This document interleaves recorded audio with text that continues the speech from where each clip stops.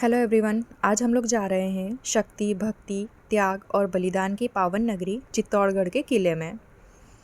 शक्ति के अंदर आते हैं महाराणा प्रताप, भक्ति के अंदर मीराबाई, त्याग में दासी पन्नादाई और बलिदान में रानी पद्मिनी, जिनको रानी पद्मावती के नाम से भी जानते हैं, जिन्होंने 16,000 दासियों के साथ मेवाड़ की आन बान शान बचाने के लिए जौहर कुंड में खुद को जिंदा जला लिया था और सती हो गई थी। चित्तौड़गढ़ का किला भारत का ही नहीं बल्कि एशिया का सबसे बड़ा किला है, जिसमें 113 मंदिर, 84 पानी के कुंड और कई ऐतिहासिक इमारतें भी हैं। चित्तौड़गढ़ किले का इतिहास इसकी बनावट, संस्कृति और कला इतनी अद्भुत होने की वजह से ही कहा जाता है कि गढ़ में गढ़ चित्तौड़गढ़, बाकी सब गढ़ैया। चित्तौड़गढ़ का किला राजस्थान की राजधानी जयपुर से 310 किलोमीटर और उदयपुर से 110 किलोमीटर दूर है। 700 एकड़ के विशाल क्षेत्र में फैली हुई इस किले की बाउंड्री वॉल कुल मिला के 13 किलोमीटर की है। ये किला 3 भागों में बटा हुआ है। पहले भाग में यहाँ के स्थानीय लोग रहते हैं, जिनकी आबादी लगभग 5,000 की है। बीच के हिस्से में किला बना हुआ है और तीसरा हिस्सा जंगल का इलाका है, जो कि रानी पद्मिनी के महल के आगे पड़ता है। 5 किलोमीटर के एरिया में फैला हुआ यहाँ डियर पार्क है। 1433 में महाराणा कुंभा ने इस किले में 7 दरवाजे बनाए थे और मेन गेट का नाम था सूरजपोल। सूरजपोल वही दरवाज़ा है जहाँ से दिल्ली के सुल्तान अलाउद्दीन खिलजी ने रानी पद्मिनी को पाने के लिए इस किले पर हमला कर दिया था। इस किले को आप अपनी गाड़ी या बाइक से भी घूम सकते हैं या फिर इसे घूमने के लिए ऑटो रिक्शा भी ले सकते हैं। यहाँ का टिकट प्राइस 40 रुपये का है और एक ही टिकट से आप पूरे किले में घूम सकते हैं। जो इमारत आप देख रहे हैं ये है कुंभा महल। यहाँ आंगन में बैठकर राणा कुंभा सुबह उठकर सूर्य देवता की पूजा किया करते थे। यहाँ पर जो पिलर्स आप देख रहे हैं वहाँ उनके घोड़े बांधे जाते थे। महाराणा कुंभा 1433 से 1468 तक मेवाड़ के राजा रहे थे। भारत में जितने भी राजा हुए हैं उनमें महाराणा कुंभा का बहुत ऊंचा स्थान है। मात्र 35 वर्ष की उम्र में राणा कुंभा ने चित्तौड़गढ़, कुंभलगढ़, अचलगढ़ समेत कुल मिलाकर 32 किलों का निर्माण करवाया था। 1437 में उन्होंने महमूद खिलजी को सारंगपुर के पास बहुत बुरी तरह हराया था और उसी जीत के उपलक्ष्य में उन्होंने यहाँ पर विजय स्तंभ का निर्माण करवाया था। मेवाड़ की गद्दी पर बैठने के 7 वर्ष के अंदर ही उन्होंने सारंगपुर, नागौर, अजमेर जैसे बहुत किले जीत लिए थे और दिल्ली के सुल्तान सैयद मोहम्मद शाह और गुजरात के सुल्तान अहमद शाह को भी हरा दिया था।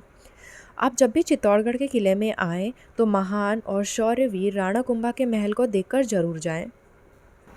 यहाँ बिल जाति के लोग रहते हैं।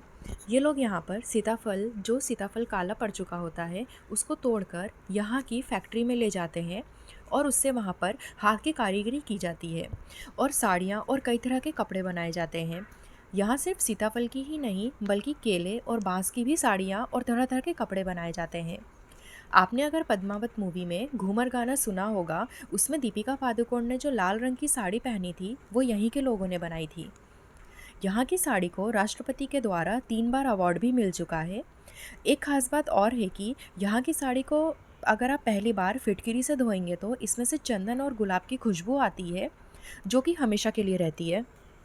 यहाँ चित्तौड़गढ़ के किले की जो आपने 40 रुपये की टिकट ली है, उसमें 35 रुपये गवर्नमेंट यहाँ की सिक्योरिटी और रख रखाव के लिए खर्च करती है और 5 रुपये गवर्नमेंट की तरफ से बिल जाति को लोगों को दी जाती है। यही नहीं बल्कि यहाँ पर जो गाइड्स भी काम करते हैं उनको भी 100 रुपये रोज़ यानी कि 3,000 रुपये महीना सरकार की तरफ से दिया जाता है, जो कि इनकी रोज़ की कमाई से अलग है। यहाँ चित्तौड़गढ़ में आपको किसी भी मंदिर के बाहर भिखारी दिखाई नहीं देगा। इसका कारण ये है, कोई भी ऐसा इंसान अगर यहाँ दिखाई देता है तो राजा उसको अपनी फैक्ट्री में रोजगार देते हैं, क्योंकि ऐसा कहा जाता है कि ये मेवाड़ है, यहाँ मांगने से अच्छा मर जाना बेहतर है। ये है रतन सिंह पैलेस। आप में से बहुत लोग ये सोच रहे होंगे कि ये रानी पद्मिनी के पति रावल रतन सिंह का महल है, लेकिन नहीं, ये महल उनका नहीं है, बल्कि इस महल को रतन सिंह द्वितीय ने 16वीं शताब्दी में बनवाया था।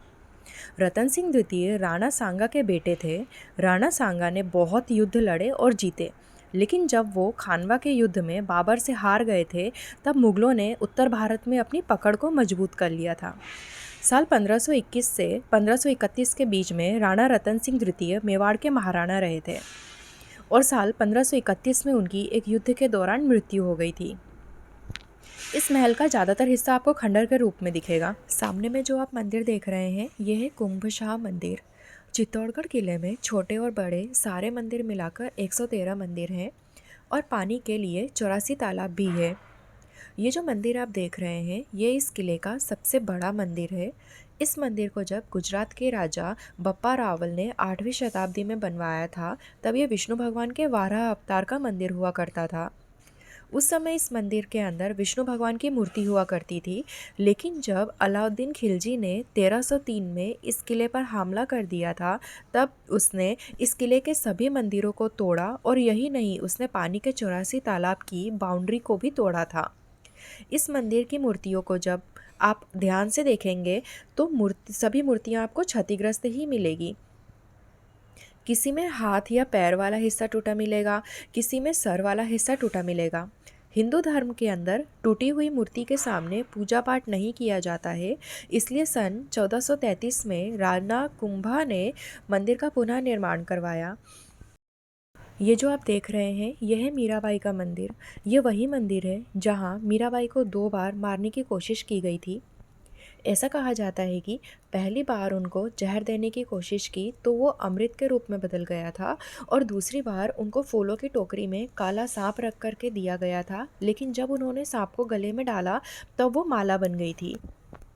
ये जो सामने वाली बिल्डिंग आप देख रहे हैं यह है विजय स्तंभ यानी कि टावर ऑफ विक्ट्री। जब राणा कुंभा ने मालवा और गुजरात दोनों स्टेट्स को एक साथ में हराया था, यानी कि जब उन्होंने मालवा के सुल्तान महमूद शाह खिलजी और गुजरात सल्तनत के अहमद शाह को हराया था, तब उन्होंने विजय के उपलक्ष्य में विजय स्तंभ का निर्माण कराया था। इस टावर को बनाने में 10 साल लगे थे और ये 1448 से 1458 के बीच में बनकर तैयार हुआ था। उस समय में इस स्तंभ को बनाने में 90 लाख का खर्चा आया था। ये 9 मंजिला इमारत है। इस टावर की ऊंचाई लगभग 122 फीट की है और इसमें ऊपर जाने के लिए 157 सीढ़ियाँ हैं। कोविड के बाद से ऊपर जाने का रास्ता सरकार ने बंद कर दिया है। इस विजय स्तंभ के बारे में एक खास बात है कि इस विजय स्तंभ के महत्व की वजह से राजस्थान पुलिस के लोगों में जो सिंबल लगा है वो विजय स्तंभ का ही है। ये जो गार्डन आप देख रहे हैं ये है रानी पद्मिनी का जौहर स्थल यानी कि जौहर कुंड। ये पूरा उस ज़माने में गहरा कुंड हुआ करता था। इसको एएसआई ने बंद करा के इस पर गार्डन बनवा दिया है। सामने की तरफ एक छोटा सा हवन कुंड है। मार्च के महीने में यहाँ पर एक मेला लगता है जिसको बोलते हैं जौहर मेला। उस समय मेवाड़ के राजा अरविंद सिंह मेवाड़ और महेंद्र सिंह मेवाड़ जो उदयपुर के सिटी पैलेस में रहते हैं यहाँ पर आते हैं और रानी पद्मिनी की आत्मा की शांति के लिए यज्ञ और पूजा अर्चना करवाते हैं। ये सामने वाला जो गेट है ये है पूर्वी जौहर गेट और जो सती मंदिर के पीछे है वो है उत्तरी जौहर गेट। उस ज़माने में यहाँ गार्डन नहीं था, यहाँ पर गहरा कुंड हुआ करता था। उस समय इस कुंड के अंदर आग जला करती थी जिसमें चंदन, कपास, तेल, घी डाले जाते थे। इस कुंड के सामने जो इमारत है इसे सती मंदिर कहते हैं। नीचे आग जलती थी। उस समय की औरतें अपने पति की मृत्यु के बाद ऊपर से छलांग मार के नीचे आग में कूदकर सती हो जाया करती थी। इसी कुंड में कूदकर रानी पद्मिनी ने मेवाड़ की आन बान और शान को बचाने के लिए 16,000 राजपूत महिलाओं के साथ अपने आप को जिंदा आग में जला डाला था और वो यहाँ पर सती हो गई थी। ये जो कुंड आप देख रहे हैं इसको बोला जाता है गौमुख कुंड। ऐसे इस किले में छोटे और बड़े मिलाकर 84 तालाब बने हुए हैं। इस कुंड में रानी पद्मिनी नहाने आया करती थी। इसको गौमुख कुंड इसलिए कहते हैं क्योंकि नीचे में एक मंदिर है, वहाँ पर एक शिवलिंग है और इस शिवलिंग के ऊपर गाय के मुख के आकार का एक पत्थर है जहाँ से पानी इस कुंड में गिरता है और पानी सर्दियों में गर्म आता है और गर्मियों में ठंडा। ऐसा बोला जाता है कि किसी को नहीं पता कि ये पानी कहाँ से आता है। यहाँ पर रानी पद्मिनी के 2 पैलेस बने हुए हैं। एक है समर पैलेस जो कि पानी के बीच में बना हुआ है और दूसरा है विंटर पैलेस। अब हम जा रहे हैं विंटर पैलेस। इस महल में आपको चारों तरफ गार्डन दिखाई देगा।